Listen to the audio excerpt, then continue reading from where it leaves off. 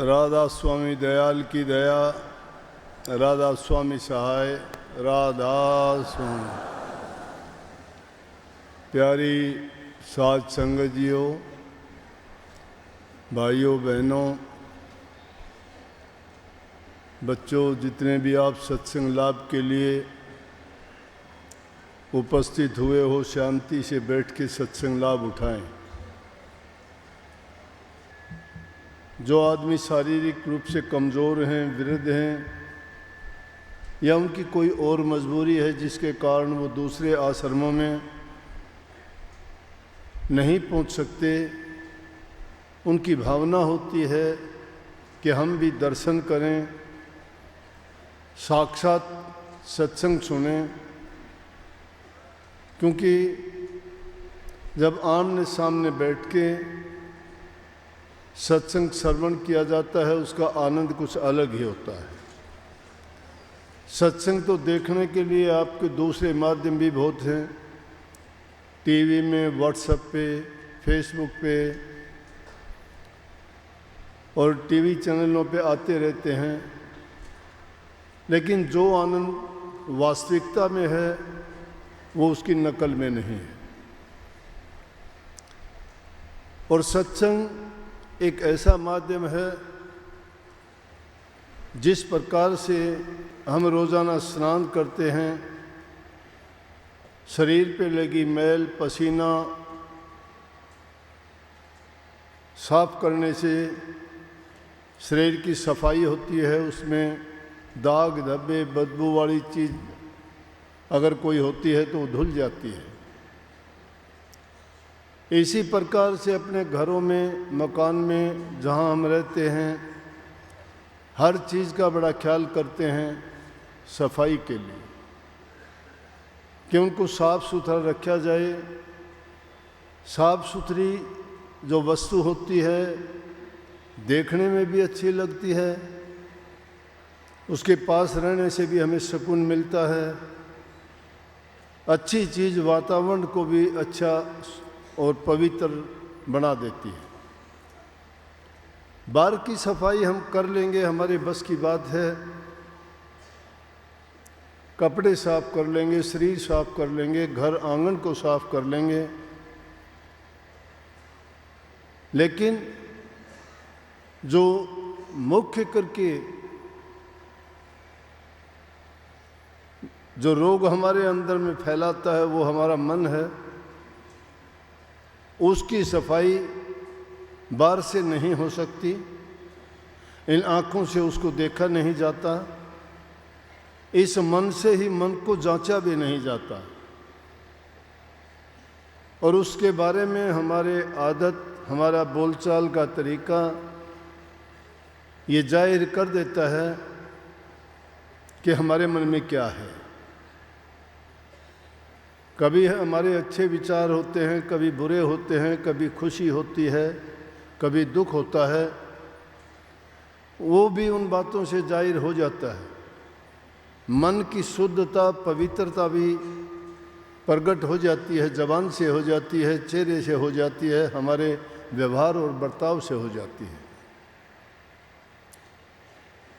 तो सत्संग एक ऐसा माध्यम है जिसमें हम जाके उपदेश, शिक्षा या जो भी वचन फरमाए जाते हैं वो सिर्फ न केवल हमारे बाहरी दुनियादारी के जीवन को सुधारने के लिए या अपने व्यक्तिगत जीवन को चरित्रवान बनाने के लिए या हमें किस प्रकार से अपने जीवन को जीना चाहिए इसके लिए नहीं, बल्कि मुख्य उद्देश्य तो यही होता है कि उसकी मन की सफाई कैसे की जाए। इन चीज़ों के बारे में तो बाहर से भी हम देख सकते हैं, पता लगाया जा सकता है, हमारी ज्ञान इंद्रियां, कर्मेंद्रियां ये बता देती हैं। लेकिन जो मलिनता हमारे मन के अंदर भरी हुई है और जब तक हमारे भाव और भावनाएं शुद्ध नहीं हैं तब तक हम प्रभु की भक्ति नहीं कर सकते। और उसका एकमात्र साधन यही है कि मनुष्य जीवन का लाहा यही है, उद्देश्य यही है कि हम मालिक की भक्ति करके उसके निज देश में पहुंच जाएं, ताकि इस काल और माया की जेड़ से, इस रोज़ रोज़ के मरने जीने से, ये रोज़ रोज़ की हमारी शिकायत दुख कष्ट झेलने से हम छूट जाएं और सदा के लिए हम प्रभु के चरणों में रह के उनका आनंद उठाएं। ये रूह जब से अपने पिता के घर से बिछड़ के आई है, इसको कहीं भी चैन नहीं है। दिखावे के लिए सब हमें दिखाई देता है कि सुखी हैं, लेकिन सुखी कोई शायद ही होगा। शायद ही मैंने क्यों कह दिया कि जो प्रभु की भक्ति करने वाले हैं वही आदमी संतुष्ट और अपने आप को सुखी कह सकते हैं। जिनको दुनियादारी की वस्तुओं की लालसा लगी रहती है, जो सुख दुनिया की वस्तुओं में ढूंढना चाहते हैं, इस दुनिया में उस शांति की खोज के लिए हर इंसान प्रयास करता है, लेकिन कहीं भी सफलता नहीं मिलती। किसी के पास कितना धन हो, किसी के पास कितना बल हो, किसी का लंबा चौड़ा परिवार हो, कितना भी उसका ऊंचा पद ओहदा हो, किसी भी जाति में पैदा हुआ हो, किसी भी वंश घर परिवार का वो हो, लेकिन प्रभु की भक्ति के बिना उसका ये दुख का जंजाल नहीं कटता। और भक्ति के रास्ते में ना कोई जाति अड़चन पैदा करती है, ना कोई ऊंचा पद प्रतिष्ठा, ये रुकावट तो बन जाती हैं, लेकिन ये काम नहीं आती। इसलिए सत्संग में अवश्य जाना चाहिए। जो लोग सत्संग के बारे में जानते नहीं, उसके महत्व को समझते नहीं, उनके लिए सत्संग कुछ भी नहीं है। सत्संग उनके लिए एक तमाशा है, एक मेला है। हम में भी बहुत से लोग इसको एक मेला समझ के ही आते हैं, लेकिन कोई नहीं।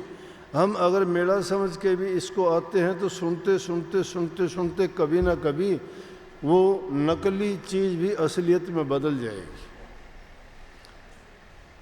जब हमारे ऊपर कोई दुख विपदा आएगी, उस वक्त में जब हमें वो कोई बात सत्संग में सुनी हुई कि भाई हमें दुख के वक्त में क्या करना चाहिए, वो जब याद आएगी और उसको हम लागू करके देखेंगे, उसी वक्त हमें पता लग जाएगा कि सत्संग का महत्व और सत्संग का गुण क्या है।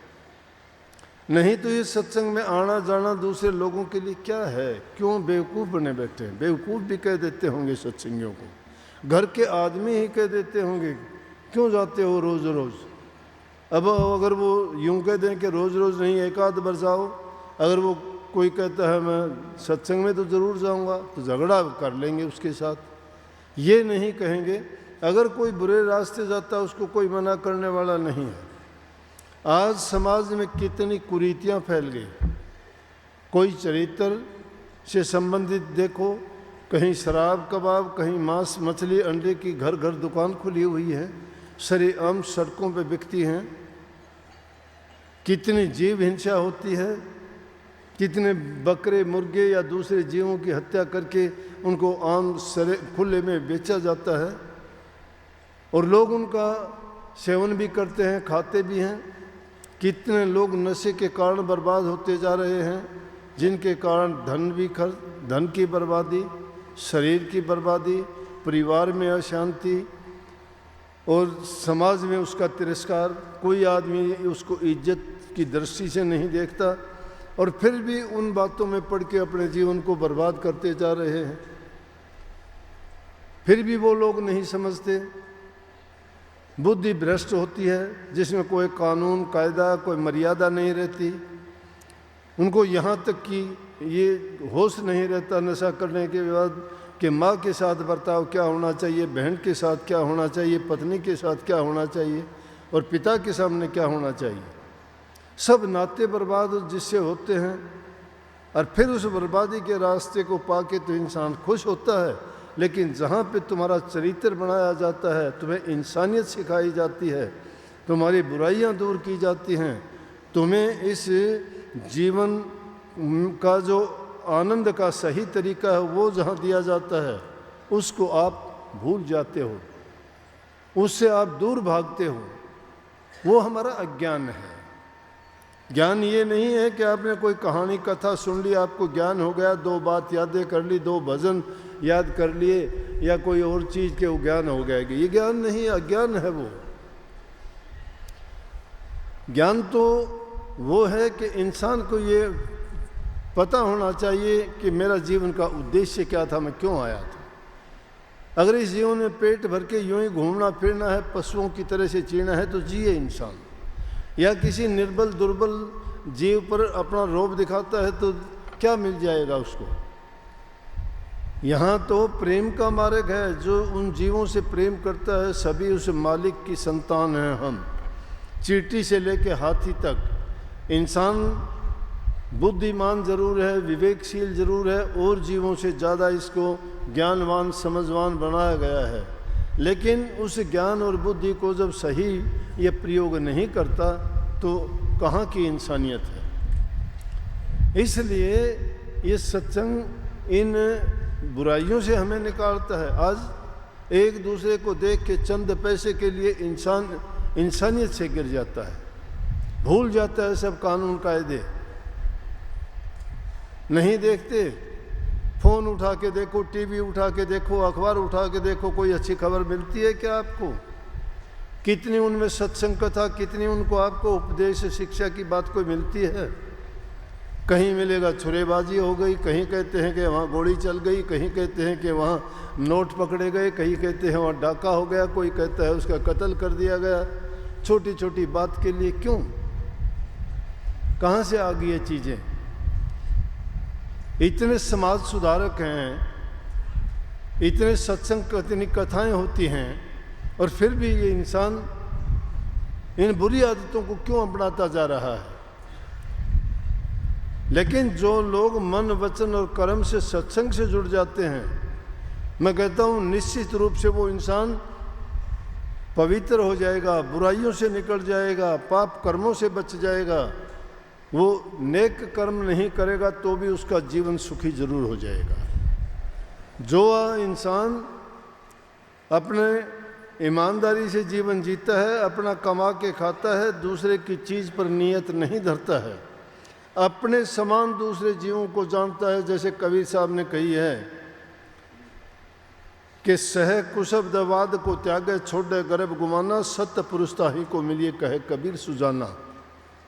कबीर साहब वाणी में कहते हैं सह कुशब्द, अगर कोई कह देता है, कुशब्द कह देता है, कुशब्द कहते हैं बुरी बात को, गाली देने को। अगर कोई दे भी देता है उसको सहन कर लो। 2 बातें आ गई एक बात में ही। कितनी ऊंची बात, संतों के एक एक वचन में कितनी शिक्षा भरी होती है। सह कुशब्द, अगर बुरा वचन कोई सहन कर लेता है तो बहुत सी अलामतों से, बहुत सी बुराइयों से, समस्याओं से बच जाता है।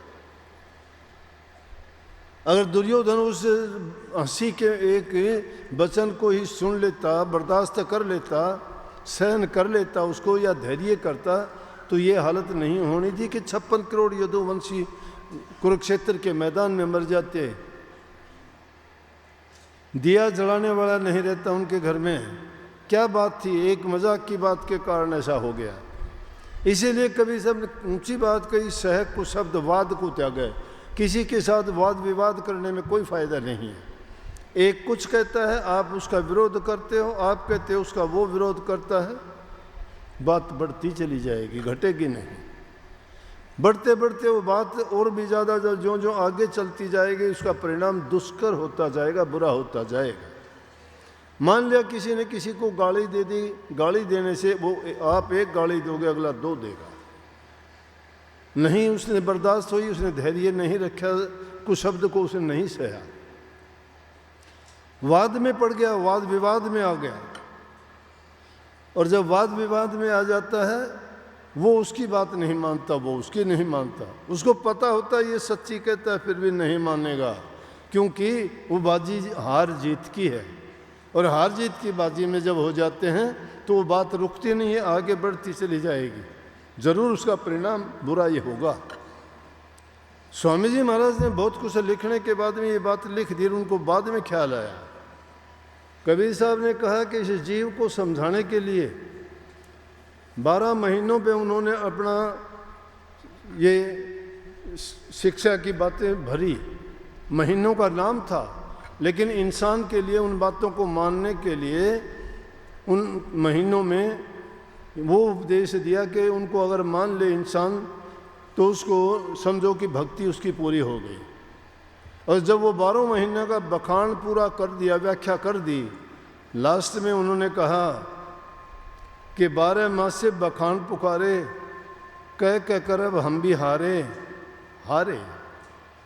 अब हार जहाँ होगी तो जीत के लिए लड़ाई की थी, वहाँ हार हुई।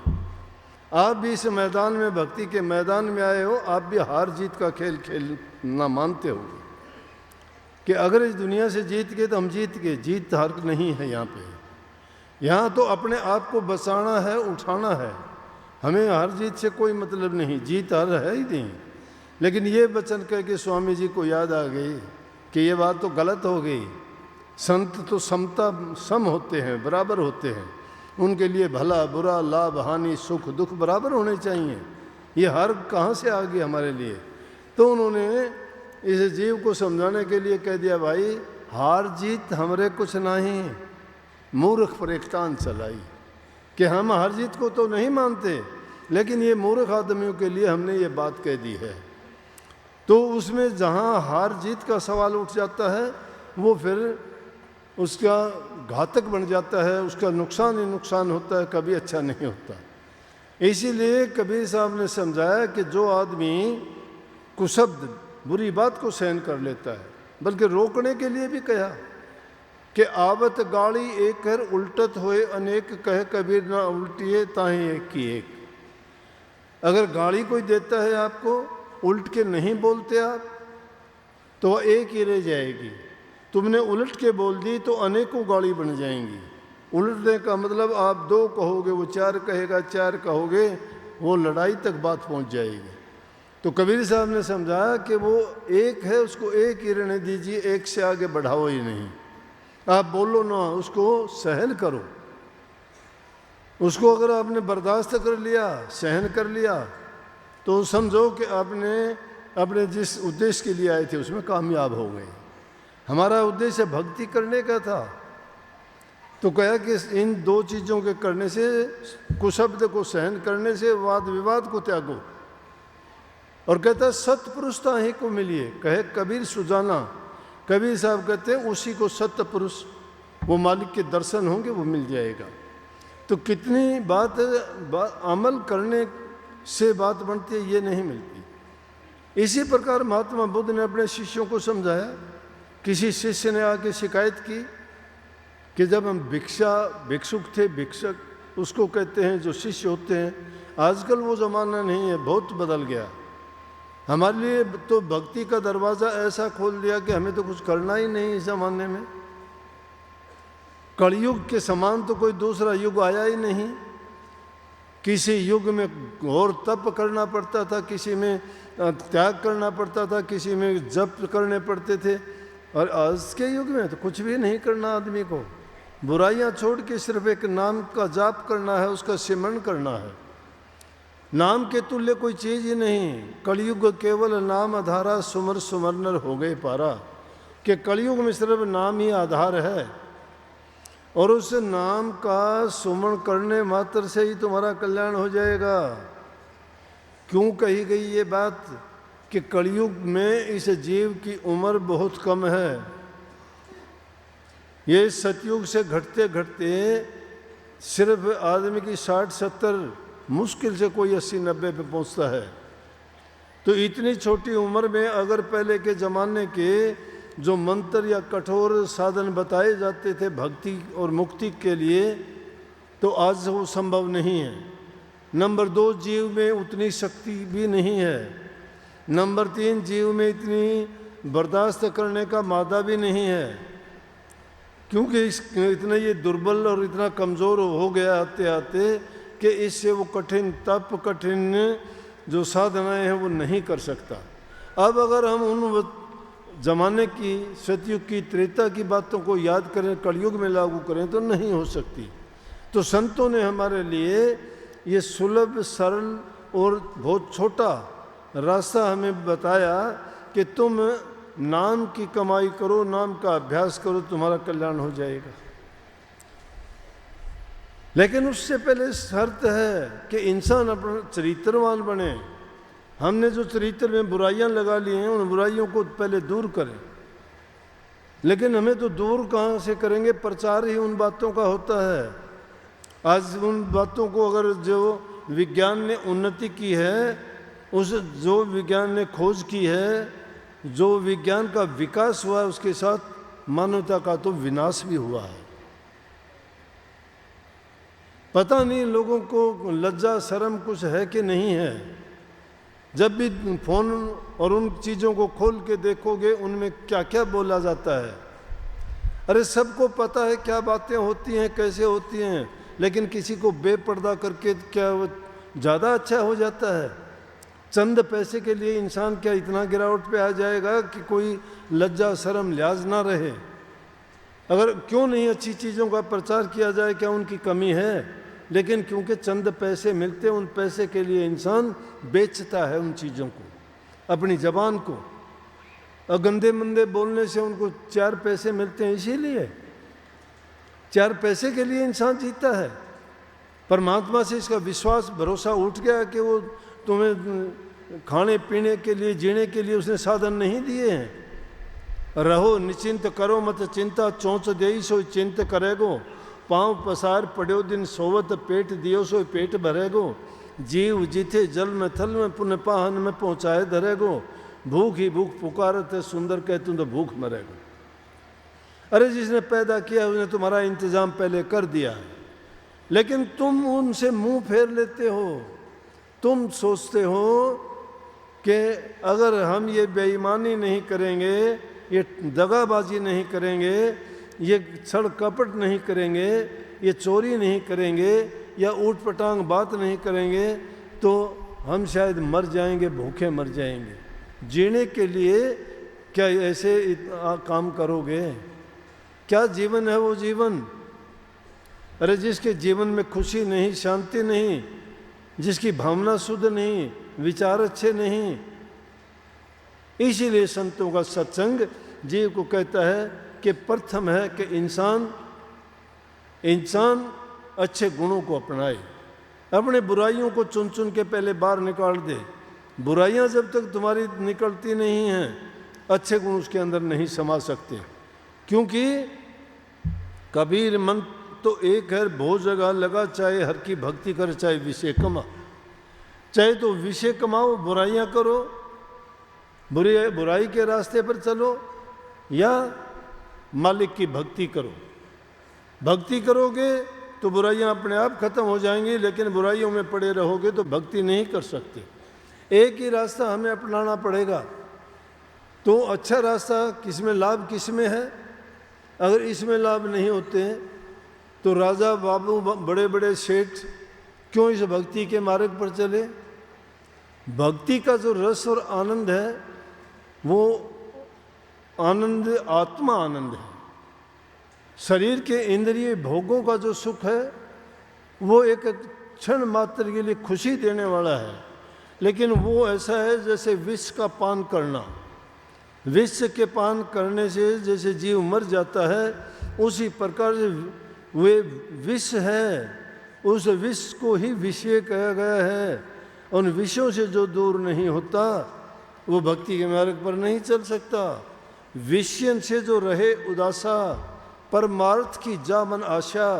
धन संतान प्रीत न जाके, खोजत फिर सद्गुरु जाके। जो सद्गुरु को खोज के, उनकी आज्ञा में रह के और उनके कहे में चलता है और वो काम करता जाता है, तो उसके अच्छे दिन शुरू हो जाते हैं। अच्छे दिन कौन से होते हैं? कि जिस दिन सतगुरु मिल जाए, उस दिन से ही इंसान का वास्तविक जीवन शुरू होता है। माँ के गर्भ से जन्म लेने के बाद में जो कर्म कमाए, वो कर्म हमारे अज्ञान के थे। जैसे मैं तो कह दिया करता हूँ कि जब तक गुरु की शरण में नहीं आया, वो जीवन मेरा अपना था। उस अज्ञान के वश जो कर्म किए गए, वो मेरे अपने कर्म थे। लेकिन जब गुरु की शरण में आए, गुरु ने हमें अपना लिया और हमने गुरु को अपना सब कुछ मान लिया, माँ बाप पिता पुत्र सब किमी, अकेले गुरु नहीं मानना। वाणी पढ़ के देखो राधा स्वामी की क्या कही कि राधा स्वामी मात पिता पति मेरे, मात पिता पति, हमारा पति भी है, पिता भी है, मात भी है। राधा स्वामी मात, मैं नहीं कहता ये वाणी, स्वामी जी महाराज ने लिखी है सार वचन में। राधा स्वामी मात पिता पति मेरे, राधा स्वामी चरणन सुख घनेरे। राधा स्वामी के चरणों में, राधा स्वामी है क्या? मालिक कोई कहा है, कोई नई बात नहीं है। कोई नया आदमी होगा वो सोचता हुआ राधा स्वामी क्या है, कोई कुछ नहीं है। जिसको अल्लाह कह दिया, खुदा कह दिया, जिसको वर्ड लोगास कह दिया, जिसको परमात्मा प्रभु ईश्वर कह दिया, जिसको गॉड कह दिया, हम उसको राधा स्वामी कहते हैं। लेकिन उनका शायद समझने में फ़र्क होगा। राधा स्वामी वो है जिसको सब याद करते हैं। नाम उनके अलग हो सकते हैं, जिनको ब्रह्मा विष्णु महेश सब ने जिसको चाहा, जिसने उनकी भक्ति की, वो है, वो शक्ति है, वो सत्ता है। इसलिए वो हमारे सब कुछ हैं। जो जब उसको हमने सब कुछ मान लिया, सर्वस्व उसको सौंप दिया, फिर अगर चिंता करते हैं तो हम बेवकूफ़ हैं। शरणागत होने का मतलब होता है जिसकी शरण ले ली उसको अपना आपा सौंप दिया कि जो वो उसके साथ बर्ताव करे करे, भला करे बुरा करे अच्छा करे, वो तो उनकी जिम्मेवारी है।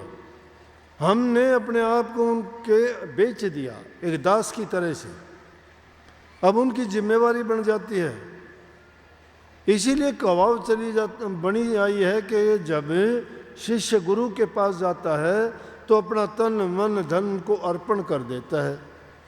सुनी सुनाई बातें हैं, सब मान भी लेते हैं, कह भी देते हैं कि गुरु का हो गया। वाणी भी गाते, मैं हो गया, मैं गुरु का, मैं हो गया, मैं गुरु का। गुरु का कैसे हो गया? ना गुरु को मन दिया, ना गुरु के विचारों में आया, ना गुरु की आज्ञा का पालन किया। गुरु का कैसे हो गया? अरे गुरु कहता है, गुरु कहे कि तू पूरब को जा, चेला पश्चिम को जाता है। गुरु कहता है तू ये काम ना कर, गुरु उनको जानबूझ के करता है। फिर गुरु की आज्ञा का पालन कहाँ हुआ? फिर गुरु को दोष कैसे देंगे हम? गुरु की आज्ञा का पालन करो, फिर अगर कमी आती है तो फिर सोचो कि सच्ची गुरुमुखता इस बात में है कि अगर कमी होती है तो हमारे कर्म करने से कमी होती है। गुरु किसी को कम या ज़्यादा नहीं देता, उसके लिखे हुए लेख में कोई फर्क नहीं पड़ता। रोज़ाना हम देखते हैं उसके लेख में जो जिसके लिख दिए गए हैं, जो जिसने कर्म किए हैं उतना ही लिखा है उसका, कम और ज़्यादा ना होगा, आगे भी नहीं होगा। जो लिख दिया उसने लिख दिया। हाँ, उसको अच्छा और बुरा बनाना तुम्हारे हक में है। ये तुम्हारा लिखा हुआ कर्म आज का नहीं, प्रारब्ध कर्म का फल है आज। लेकिन आज अच्छा करके अगला प्रारब्ध नहीं बनाओगे तो तुम्हारा आगे का भी खराब है। इसलिए ये नेक कर्म करके इंसान भक्ति रूपी धन कमा के अपने जीवन को बना लेता है। जब सब कुछ सौंप दिया, हमने सब कुछ सौंप दिया तो गुरु के हो गए। अब गुरु के हो गए तो जीवन हमारा नहीं रहा।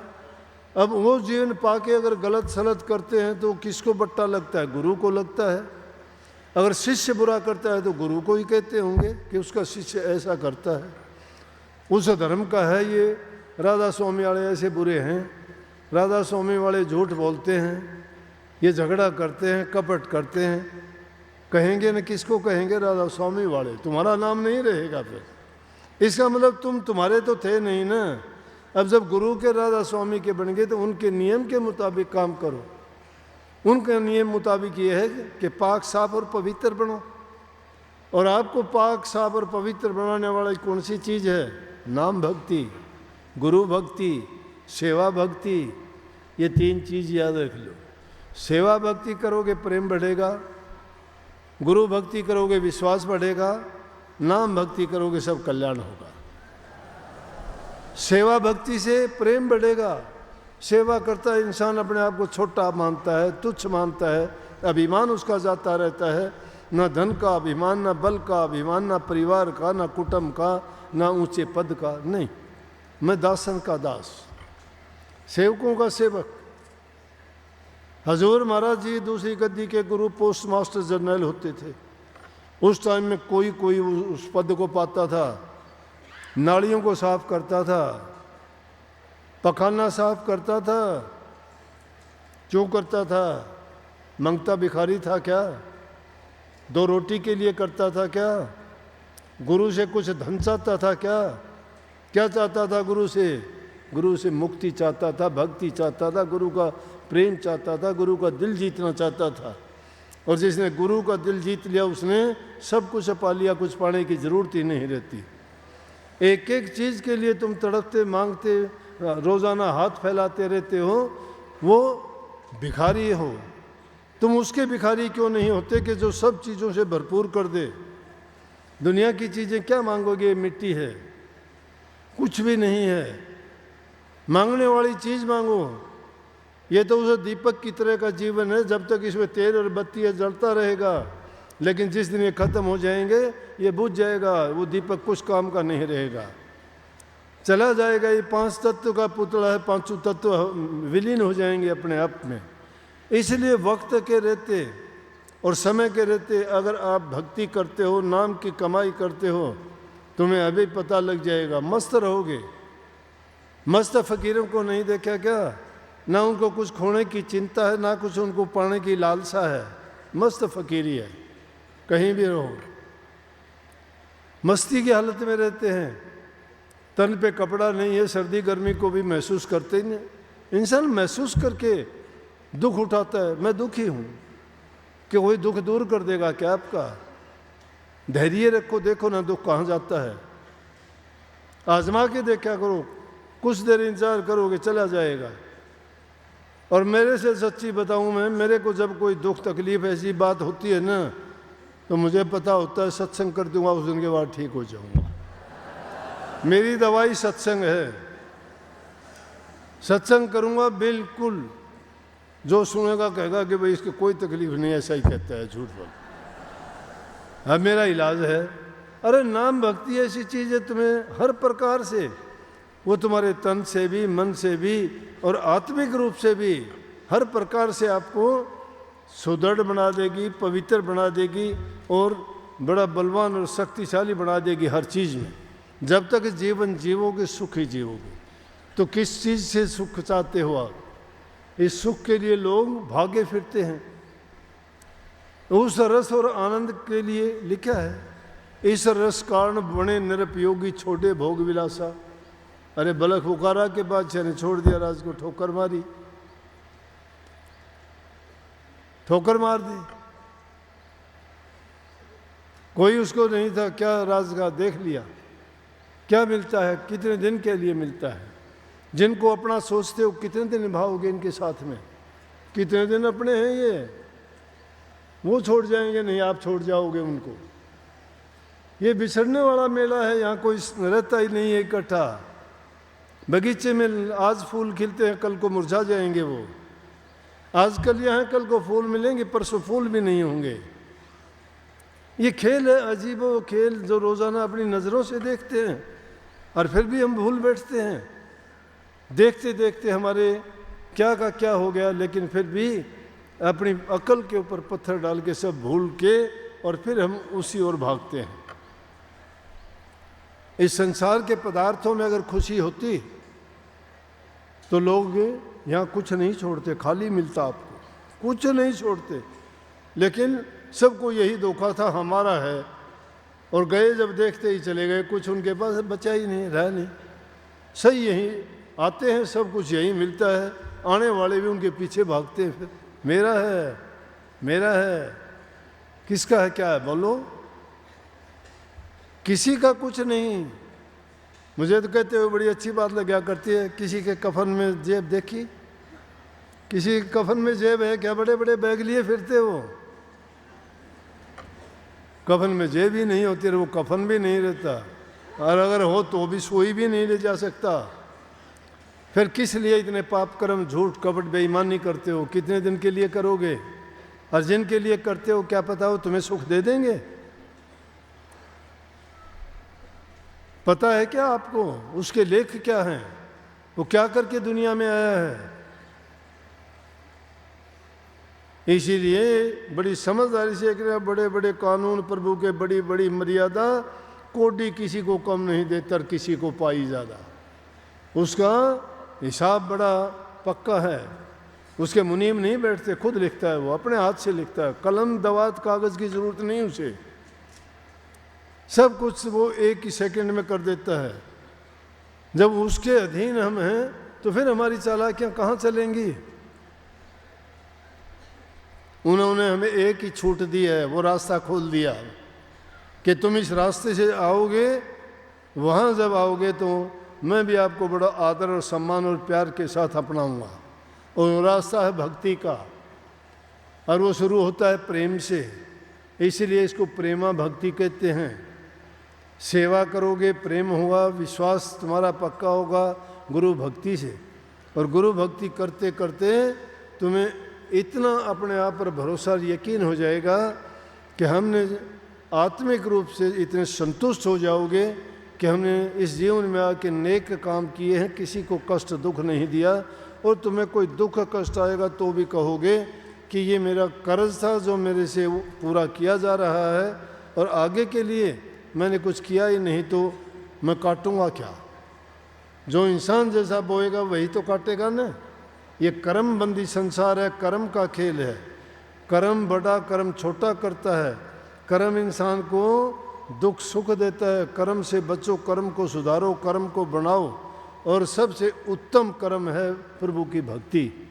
प्रभु की भक्ति रूपी कर्म जो जो करते जाओगे, तुम्हारे ये दाग, तुम्हारे ये पाप कर्म सब छूटते चले जाएंगे। इसलिए उस राम नाम के जो भी आप गुरु से तुम्हें दीक्षा मिली है, मंत्र मिला है, गुरु ने आपको ये एक पर्ण दिया है, नाम नहीं दिया, पर्ण दिया है।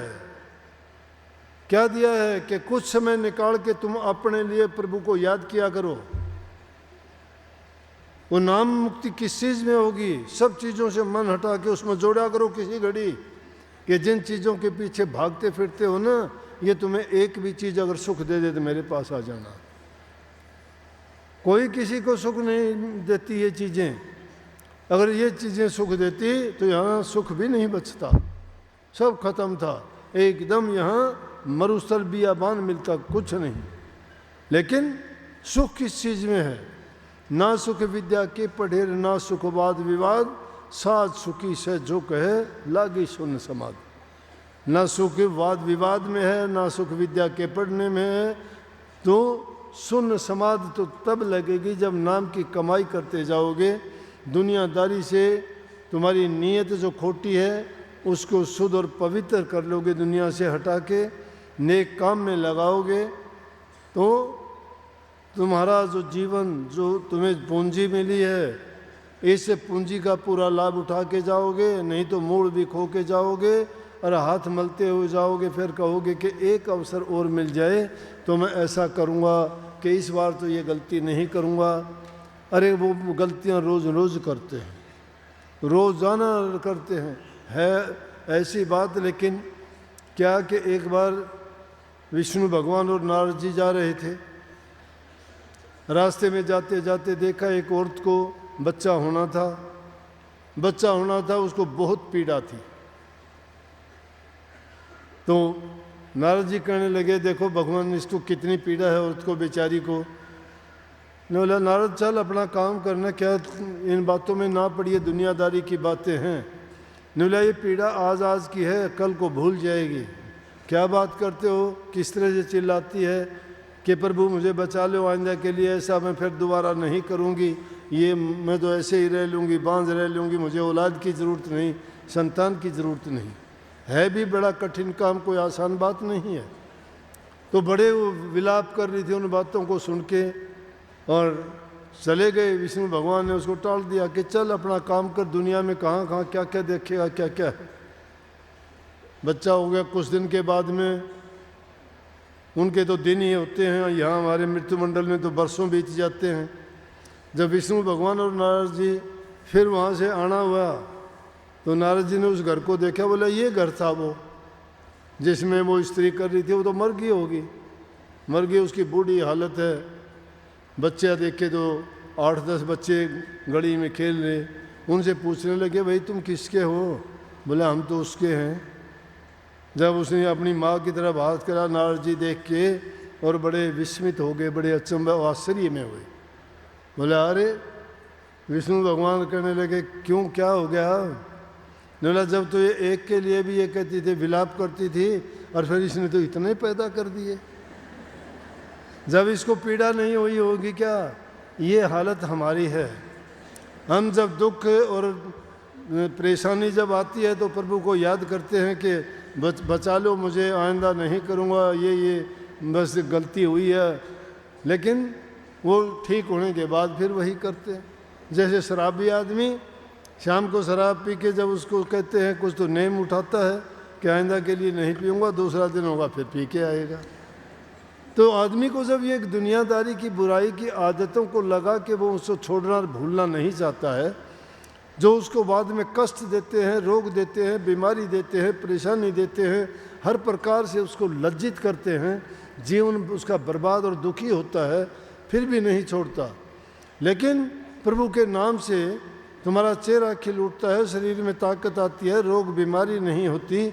प्रभु की याद करने से आपके विचार पवित्र शांत स्वभाव होता है, ना किसी से लड़ाई झगड़ा करते हो, ना किसी से बैर दुश्मनी होती है।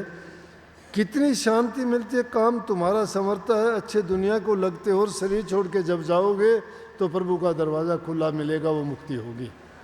लेकिन इतनी आसान भी नहीं है, ये भी ना सोच लेना। एक आदमी को संकल्प करके जाना चाहिए कि चलो अब तो सोच समझ के चाल, बंदे भूल में बनी सो बने। जो बीत गई सो बीत गई, आगे की सुध लो। जो बीत चुकी है उसमें माथापच्ची करते हो नहीं, उससे शिक्षा लो कि मैंने भूतकाल में गलतियां की थी, उसका परिणाम ये हुआ, दुख बुरा है। लेकिन आज से मैं जो संकल्प लेता हूँ ये लेता हूँ कि चाहे कुछ भी हो, मुझे दुख हो, सुख हो, भूख हो, प्यास हो, कितना भी किसी काम में व्यस्त हो, मैं अपने प्रभु के नाम में, भक्ति में, चाहे आप 15 मिनट सुबह शाम लगाओ, लेकिन मैं कहता हूँ उस वक्त में आप एकाग्रचित होके सब चीज़ों को एक तरफ छोड़ के सिर्फ एक ही चीज़ सामने रखो, प्रभु को, उसके नाम को, उस नाम का सुमरण ऐसा करो कि नाम लेते लेते तुम्हें ये पता नहीं रहे कि तुम नाम हो या तुम बोलते हो या कोई और बोलता है। तुम्हारे रोम रोम से वो आवाज़ आ जानी चाहिए, ये नाम का सुमरण है। ये नहीं कि सुमरण तो करते हो, सुमरण के लिए बैठ गए, दिल कहीं और है, विचार कहीं और है, सोचते कुछ हो। 2 मिनट के कैदी नहीं हो आप अपने शरीर के मालिक हो, वक्त आप निकालते हो, कोई मजबूरी नहीं है तुम्हारी, किसी और के लिए काम नहीं है वो, जो तुम्हारे खुद के लिए, खुद की भलाई के लिए, तुम्हारे जीवन को संवारने बनाने के लिए है, उसके लिए तो तुम्हें खुद को ही सोचना चाहिए। अगर सोचते हो कि किसी और का है, और को कुछ नहीं मिलना। आपके जीवन से तो आप जो काम करोगे उसका परिणाम आपको ही मिलेगा, ना घर परिवार वालों को मिलेगा, ना और की। हाँ, ये ज़रूर है कि अगर कोई अच्छी चीज़ पास में होती है उसका प्रभाव दूसरी चीज़ पर पड़ता है। आपको देखते देखते आपके परिवार के बच्चे, आप दूसरे सदस्य देखेंगे तो वो भी उनके संस्कार बनते हैं। लेकिन घरों में जब तुम शराब पी के जाओगे, झगड़ा तुम्हारे घरों में होगा, माँ बाप की कदर नहीं करोगे, एक दूसरे को ज़बान से गंदा मंदा बोलोगे, तो बच्चे क्या सीखेंगे उससे? बच्चे को जो शिक्षा देने की ज़रूरत नहीं, वो तुम्हारे व्यवहार से सीख जाएंगे। तुम गालियाँ देते हो, वो भी गालियाँ देंगे। तुम चोरी करते हो, वो भी चोरी करेंगे। तुम झूठ बोलते हो, वो झूठ बोलेंगे। बिना दिए बिना कहे तुमने उनको सब कुछ दे दिया। इसलिए उनको अच्छी शिक्षा अगर देना चाहते हो, खुद का बर्ताव अच्छा करो। घरों में, जिनके घरों में निंदा चुगली नहीं होती, जहाँ उनके माँ बाप बूढ़े बुजुर्ग की इज्जत कदर करते हैं, जहाँ पति पत्नी का कोई झगड़ा नहीं होता, मैं कहता हूँ उस घर में ना कभी टोटा होगा, बल्कि लक्ष्मी का वास होगा। तुम चाहे 4 पैसे का काम करोगे, तुम्हें वो 400 रुपये के बराबर तुम्हें लाभ देगा। और जिस घर में हज़ारों करोड़ों भी कमाओगे, लेकिन तुम्हारा आपसी वाद विवाद है, झगड़ा है, एक दूसरे के विचार नहीं मिलते हैं, तो तुम्हारा घर बर्बाद हो जाएगा। पहली चीज़ है कि अपने मन को साफ रखो। दूसरी चीज़ है घरों में प्यार प्रेम रखो। तीसरी चीज़ है माँ बाप बूढ़े बुजुर्ग की, सास ससुर की सेवा करो, हर प्रकार की सेवा। टाइम पे उनको खाना दो, उनके लत्ते कपड़ों की सफाई करो, नहाने धोने में उनकी मदद करो, उनके बिस्तर खाट उनको सिर्फ मीठा बोल दो, संभालो उनको कि आपको क्या चाहिए। अरे उनको ज़रूरत नहीं है, वो 2 वचन मीठे चाहते हैं। उन्होंने अपना सर्वस्व आपको दे दिया है, अपने जीवन में जो कमाया सब आपके नाम कर दिया। फिर उनके साथ ऐसा ना करो, आप उनको वृद्ध आश्रम ना दिखाओ, उनकी पूजा करो। उनसे बढ़ के कोई देवता नहीं है, वही तुम्हारे विचारों को पवित्र बना देंगे। उनका दिया हुआ आशीर्वाद फलीभूत होगा, तुम्हें सुखी बना देंगे। वो एक कवच का काम करेंगे। जब भी कोई ऐसी बुराई की या कोई ऐसी बात होगी, तुम्हारे सामने ढाल बन के खड़े हो जाएंगे, तो अब वो तुम्हारे दुख को खुद उठ लेंगे। जिनके घरों में प्यार प्रेम है, शांति है, वहाँ सब प्रकार के सुख हैं।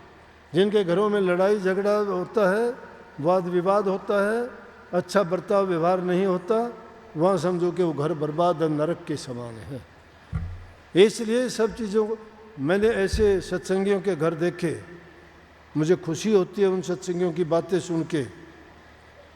ऐसे परिवार में तुम्हें बता दूंगा, लेकिन कहने से तो उन लोगों को कभी बेचारों को नज़र ना लग जाए। और तो मैं क्या कहूँ कि पूरा दिन काम करते हैं, अपने अपने काम करते हैं, प्रेम से रहते हैं। शाम का टाइम होता है, परिवार सारा इकट्ठा होता है, सोने से पहले सब घर में इकट्ठे होकर कहते हैं कि आओ आरती विनती करेंगे।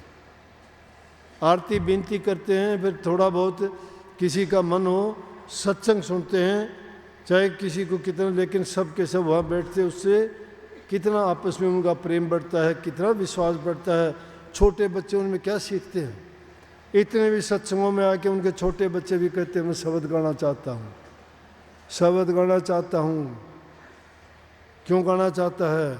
संस्कार बना लिया उसने। किसने बना दिया? उनके घर वालों ने बना दिया। बच्चे को नहीं पता है मैं क्या गाता हूँ, क्या बोलता हूँ, या इसका क्या गुण है। लेकिन उसने ये सीख लिया कि ये चीज़ खुशी देने वाली है।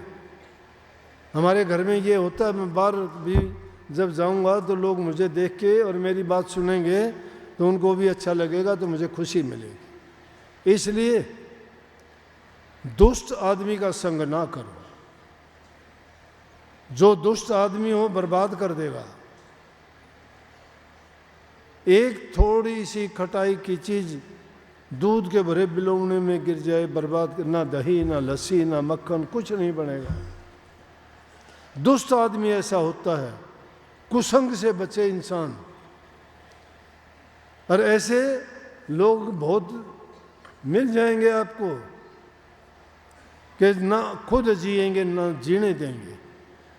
जीवन का सिद्धांत होना चाहिए, जीवो और जीने दो। तुम किसी का कुछ बिगाड़ नहीं सकते। लेकिन दुष्ट आदमी जबान से कुछ बोलते हैं, मन से कुछ होते हैं, उनका जीवन कुछ होता है। वो चालाकी करते हैं, लेकिन चालाकी छिपी नहीं होती, छिपी नहीं रह सकती। रुई में लपेटी हुई आग कितने दिन रुकेगी? जल जाएगी रुई तो बाहर निकल आएगी।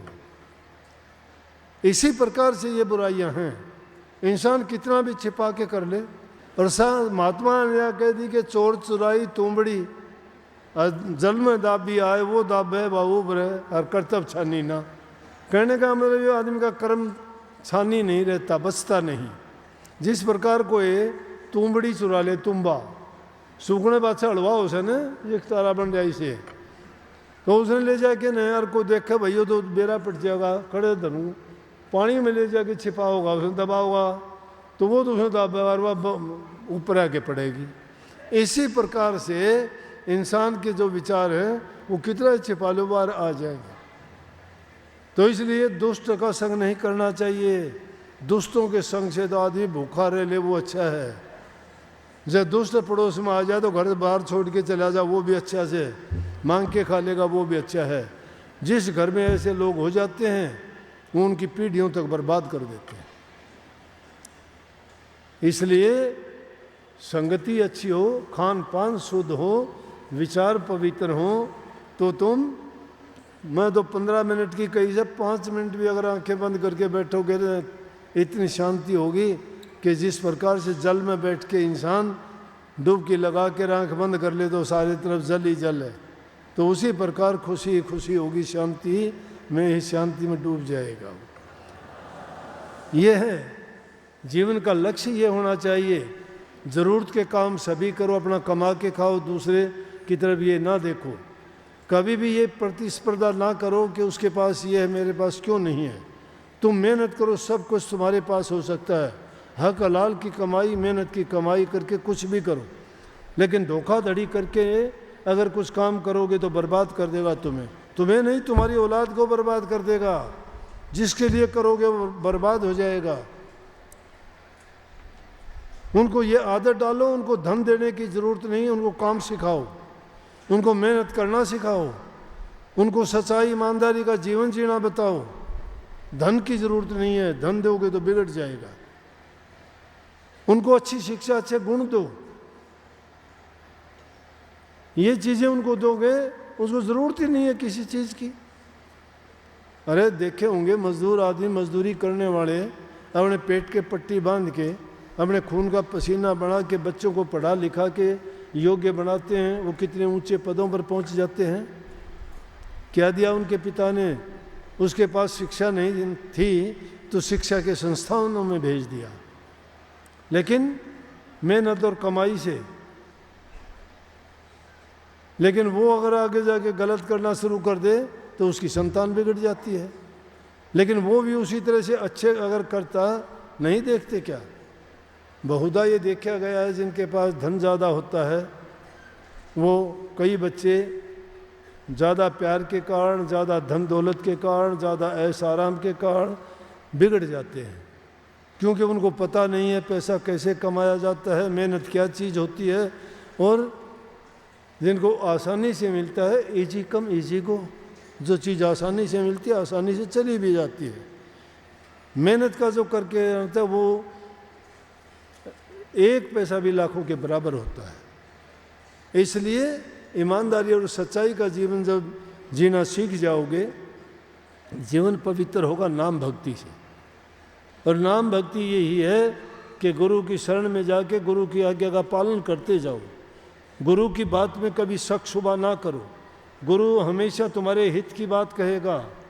गुरु अपने स्वार्थ के लिए नहीं है, गुरु तुम्हारे सुधार के लिए है, तुम्हारे कल्याण के लिए है, तुम्हारे उत्थान के लिए है, तुम्हें मुक्ति देने के लिए है, तुम्हारे जीवन को बना देगा, सुधार देगा।